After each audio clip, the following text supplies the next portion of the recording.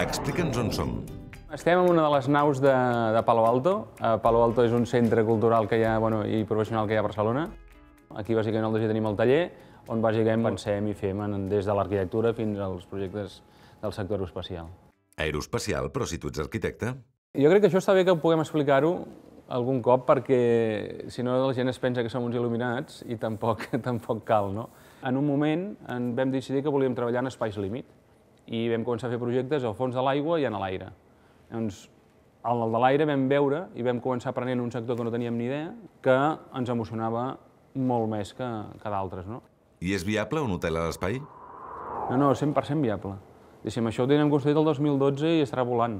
S'assemblarà més o menys a aquesta cosa, però realment estarà volant el 2012 i hi haurà els primers passatgers que hi aniran.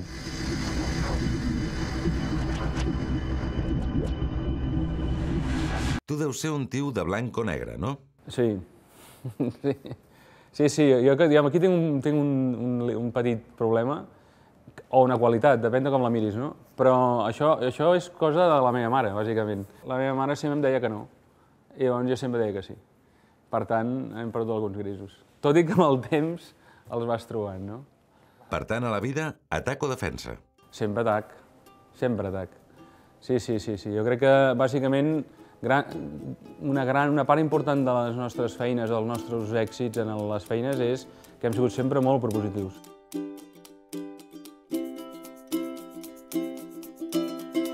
T'agrada el futbol?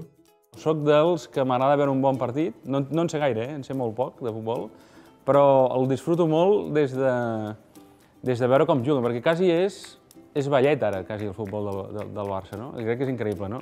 Digue'ns el teu secret professional. Home, jo crec que un dels trucos molt bons és rodejar-te de tios més bons que tu. Això també és un clàssic, però que jo crec que hi ha molta gent molt creatiu que no ho fa, no?